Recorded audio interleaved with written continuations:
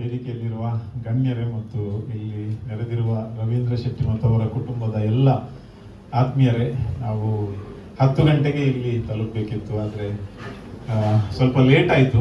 ಕಾರಣ ನಮ್ಮ ಅರವಿಂದ್ ಬೋಳಾರ್ ಅವರು ನಿನ್ನೆ ನಾಟಕ ಇತ್ತು ಮುಲ್ಕಿಯಲ್ಲಿ. ಪಾಪ ಮನೆಗೆ ಬಂದು ಮುಟ್ಟುವಾಗ 5 ಗಂಟೆ ಆಗಿತ್ತು.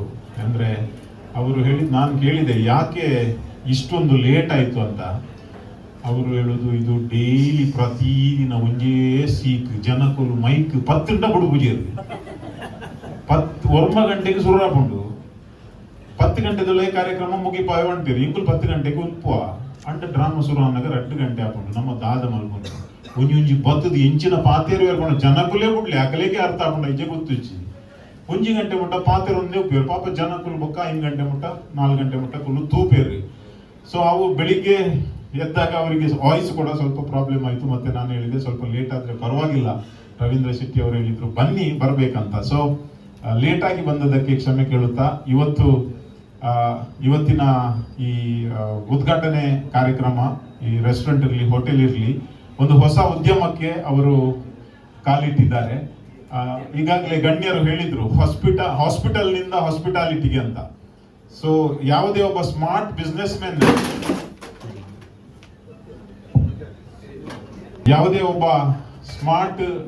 ಮ್ಯಾನ್ ಏನ್ ಮಾಡ್ತಾನೆ ಅಂದ್ರೆ, ಒಂದೇ ಯಾವುದಾದ್ರೂ ಏನು ಬಿಸ್ನೆಸ್ ಅಲ್ಲಿ ನಂಬಿ ಕೂತ್ಕೊಳ್ಳುವುದಿಲ್ಲ, ಡೈವರ್ಸಿಫೈ ಮಾಡೋದು ಅದು ಸ್ಮಾರ್ಟ್ನೆಸ್.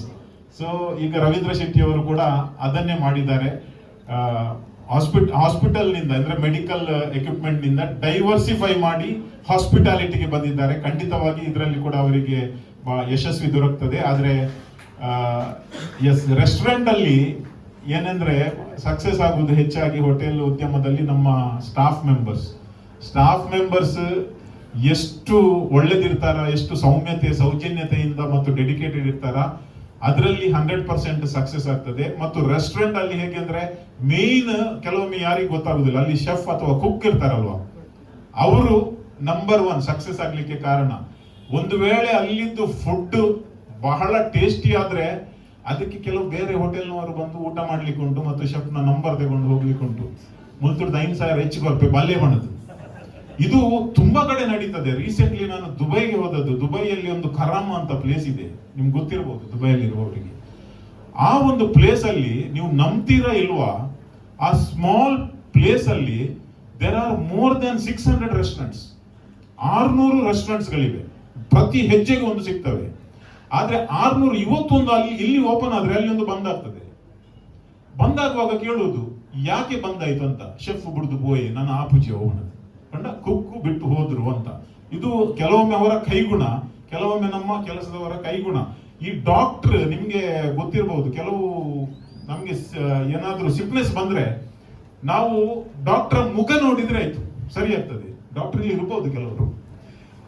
ಮತ್ತೆ ಅವರ ಕೆಲವರು ಕೈಗುಣ, ಇಂಚಿನ ಕೈಗುಣ 6 ಮಾತ್ರೆ ಗೊರಿಯರು ಸರಿ ಅಂಡ್ಕೊಂಡದ್ದು.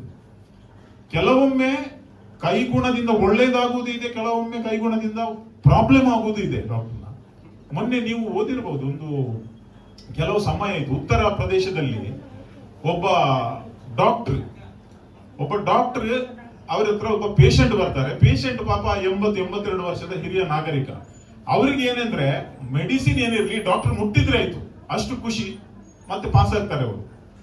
ಆ ದಿವಸ ಇವರ ಶನಿಯ ಏನ ಪಾಪ ಡಾಕ್ಟರ್ ಕ್ಲಿನಿಕ್ ಅಲ್ಲಿ ಇದ್ದಾಗ ಇಂಡಿಯಾ ಪಾಕಿಸ್ತಾನ ಮ್ಯಾಚ್ ನಡೀತಿತ್ತು. ಮ್ಯಾಚ್ ನಡೆಯುವಾಗ ಇವರು ಬಂದು ಸ್ಟೆಥೆಸ್ಕೋಪ್ ಅನ್ನ ಇಲ್ಲಿ ಹಿಡಿದು ಇವರು ಮ್ಯಾಚ್ ನೋಡಿದಾಗ ಒಬ್ಬನ ಔಟ್ ಆಗಿದ್ದಾನೆ. ಪಾಕಿಸ್ತಾನದ ಔಟ್ ಆಗಿದ್ದು ಭಾರಿ ಖುಷಿ, ಔಟ್ ಅಂತ ಹೇಳಿದ್ರು. ಯಾರು ಔಟ್ ಮಾಡಿದ್ದು ಅಂತ ಈಚೆ ಕಡೆ ನೋಡಿದಾಗ ಈ ಜನ ಔಟ್ ಆಗಿದ್ದಾರೆ. ಅಂದ್ರೆ ಡಾಕ್ಟರ್ ಔಟ್ ಆಗಿದ್ದು ಅವರಿಗೆ ಪಾಪ ಶಾಕ್ ಆಯ್ತು, ನಾನು ಔಟ್ ಆಗಿ ಹೋಗಿದ್ದೇನೆ ಅಂತ. ಅವರು ಕೇಳಿ ಅಲ್ಲಿ ಔಟ್ ಆಗಿದ್ದಾರೆ. ಸೊ ಇಂತಹ ಪರಿಸ್ಥಿತಿಯಲ್ಲಿ ನಮ್ಮ ಹಾಸ್ಪಿಟಾಲಿಟಿ ಇಂಡಸ್ಟ್ರಿ ಕೈಗುಣದಿಂದ ಅದೆಷ್ಟೋ ಹಾಸ್ಪಿಟಾಲಿಟಿ ಹೋಟೆಲ್ಸ್ಗಳು, ರೆಸ್ಟೋರೆಂಟ್ಗಳು ಪಾಸ್ ಆಗಿದ್ದಾವೆ. ಇದು ಕೂಡ ಒಳ್ಳೆಯ ಮ್ಯಾನೇಜ್ಮೆಂಟ್, ಒಳ್ಳೆಯ ಸ್ಟಾಫ್, ಒಳ್ಳೆಯ ಫುಡ್, ಒಳ್ಳೆಯ ಆಂಬಿಯನ್ಸ್ ಮತ್ತು ಒಳ್ಳೆಯ ಸರ್ವಿಸ್ ನಿಂದ ಯಶಸ್ವಿ ಆಗ್ತದೆ ಎಂಬ 100% ಭರವಸೆ ಇದೆ. I wish you all the best. And ಇದರಿಂದ ರವೀಂದ್ರ ಶೆಟ್ಟಿ ಅವರು ಹೇಗೆ ನಾನು ಅವರ ಇದು 3ನೇ 4ನೇ ಕಾರ್ಯಕ್ರಮಕ್ಕೆ ಬರೋದು. ಮಂಗಳೂರಲ್ಲಿ ಸರ್ಜಿಕಲ್ ಎಕ್ವಿಪ್ಮೆಂಟ್ ಓಪನ್ ಆದಾಗ ಅಲ್ಲಿ ಬಂದಿದ್ದೆ. ಇಲ್ಲಿ ಕೂಡ ಬಂದು ನಾನು ಮತ್ತು ಅರವಿಂದ್ ಬೋಳಾರ್ ಅವರು ಒಂದು ಅಡ್ವರ್ಟೈಸ್ಮೆಂಟ್ ಅನ್ನು ಕೂಡ ಮಾಡಿದ್ದೇವೆ ವಿಡಿಯೋಗೆ. ಪ್ರತಿಯೊಂದು ಕಾರ್ಯಕ್ರಮಕ್ಕೆ ಕರೆಸ್ತಾರೆ. ಸೊ ನನಗೆ 100% ಭರವಸೆ ಇದೆ, ಬಹಳಷ್ಟು ಬೇಗ ಇನ್ನೊಂದು ಹೋಟೆಲ್ ಅನ್ನು ಓಪನ್ ಮಾಡಿ ಅದಕ್ಕೂ ಕೂಡ ನಮ್ಮನ್ನ ಅವರು ಕರೀತಾರೆ.